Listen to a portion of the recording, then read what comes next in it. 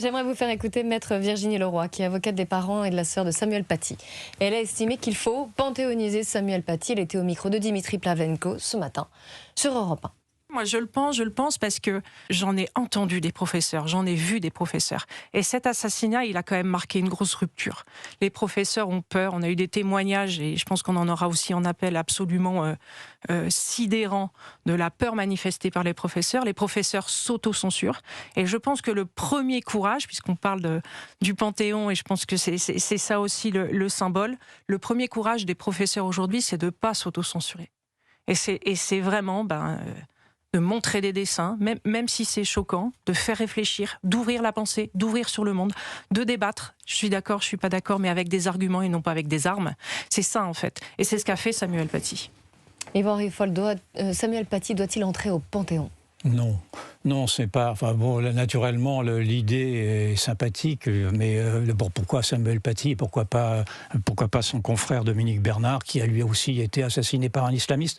Et donc, si on rentre dans l'hommage aux victimes qui rentreraient toutes au Panthéon, le Panthéon ne serait pas assez grand. En revanche, il faut rendre hommage à Samuel Paty en traquant ceux qui l'ont tué, notamment en traquant les frères musulmans. Et un des accusés du procès de Samuel Paty était affilié aux frères musulmans. Or, vous avez pu remarquer qu'il y a eu une initiative parlementaire vendredi dernier qui voulait inscrire les frères musulmans sur la liste des groupes terroristes, et toute la gauche réunie, LFI, Écolo et PS, ont voté contre cette stigmatisation des frères musulmans. Donc vous voyez bien que la grande lâcheté, elle est encore dans une partie du monde politique, et singulièrement à gauche. Et si l'on doit rendre hommage à Samuel Paty, c'est précisément en traquant ceux qui l'ont tué. Or, pour l'instant, on se donnerait bonne conscience, bien sûr, en faisant entrer le corps de Samuel Paty au Panthéon, mais on masquerait, dans le fond, les grandes lâchetés collectives qui existent et qui perdurent encore, ne serait-ce qu'au cœur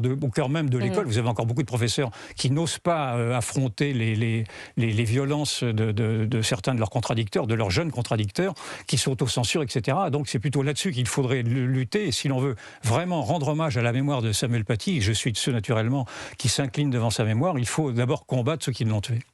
Thomas Bonnet. Ouais, je suis assez d'accord, je suis sensible, je pense comme tout le monde, à l'idée que Samuel Paty soit honoré par le Panthéon, effectivement, mais est-ce que ça réglerait foncièrement les problèmes pour les professeurs ? Non, mais ça en ferait un symbole, vous voyez. Oui, mais moi, ce que je crains, Clélie, c'est qu'on panthéonise Samuel Paty et que ça serve un peu de seul arbre qui cache la forêt, c'est-à-dire qu'on dit, voilà, on l'a honoré, c'est super. Moi, ce que j'espère et ce que je souhaite surtout, c'est que, par exemple, il n'y ait plus aucun professeur qui s'autocensure aujourd'hui dans une salle de classe, qu'on puisse faire les cours comme on a envie de les faire, sans craindre pour sa vie.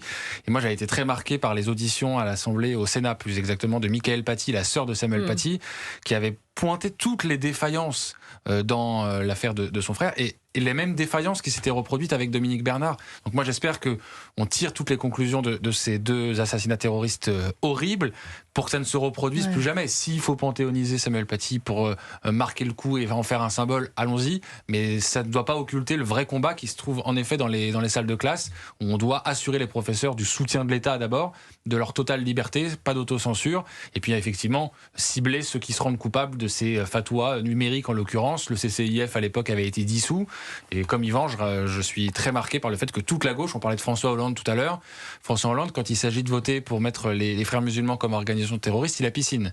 Donc en effet, si demain il sera candidat, j'espère qu'on lui rappellera qu'il n'était pas là pour ce vote.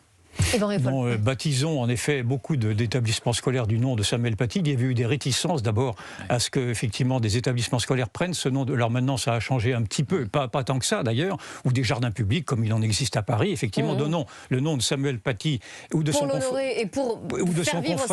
confrère Bernard pour honorer ces deux enseignants qui ont été victimes d'une lâcheté collective, parce que malgré tout ils ont été victimes d'un islamisme qui n'a pas été combattu. Mais encore une fois, je ne suis pas convaincu sur de l'honorer au Panthéon, parce que le Panthéon en plus n'est pas fait pour cela. Le Panthéon, il est fait pour... Alors naturellement, Samuel Paty est un héros ordinaire, si je puis dire, mais en fait, il n'a pas les grands hommes, aux grands hommes reconnaissants. C'est cette prudence-là, c'est le ministre de l'Éducation nationale, Édouard Geoffrey, qui l'a eu également, en disant que ça se réfléchissait, parce que normalement, il fallait un acte individuel déterminant à quelque chose, que ce soit littéraire ou scientifique. Normalement. Alors après, les choses peuvent changer pour rentrer au Panthéon. Merci d'être venus débattre tous les deux.